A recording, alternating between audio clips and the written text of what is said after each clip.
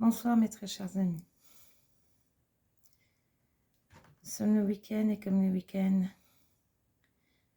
depuis de nombreux mois, je m'exprime concernant l'Ukraine. Cette Ukraine qui a aujourd'hui est mise au second plan dans notre actualité, compte tenu des frasques de Trump au Moyen-Orient. Et aujourd'hui, on oublie ce conflit qui semble être passé comme cela est arrivé pour d'autres conflits dans le monde. Et pourtant, eh bien, il y a toujours des destructions massives. Aujourd'hui, ce que nous savons, c'est que le Kremlin a promis une trêve pour Pâques, pour que les Ukrainiens puissent apparemment fêter dans le calme et célébrer dans le calme Pâques en famille. Je n'attends pas grand-chose, nous verrons bien, car nous savons que ces trêves ont toujours été peu respectées par le boucher du Kremlin. Ce qui est difficile, c'est de se dire que nous avons beau continuer à vouloir alerter la communauté internationale de ce qu'il se passe en Ukraine, eh bien, il y a de moins en moins d'actualité dans nos médias occidentaux. Comment donc pouvoir continuer à aider l'Ukraine et faire que ce pays bénéficie encore de notre aide, car l'Ukraine en a besoin, si dans nos médias, nous ne parlons pas de ce qu'il se passe en Ukraine. Je suis effarée de voir combien la guerre de Trump au Moyen-Orient, en Iran, voulant défaire un régime, rien n'y est pas arrivé. Les deux grandes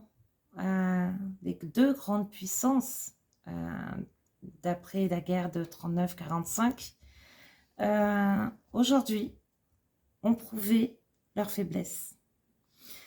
Oui, car rappelons-nous, il était prévu que le génocidaire du Kremlin gagne Kiev en 3 jours.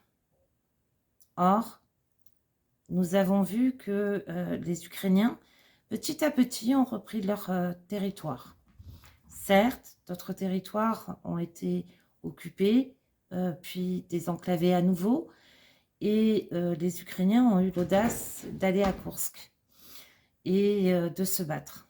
Ce que l'on ne vous dit pas, c'est que les Ukrainiens continuent sur Koursk. Et aujourd'hui, pourquoi nous en sommes à avoir une trêve également par le boucher du Kremlin? Tout simplement, il se rend compte que les drones qui arrivent dans son pays sont capables de détruire son économie.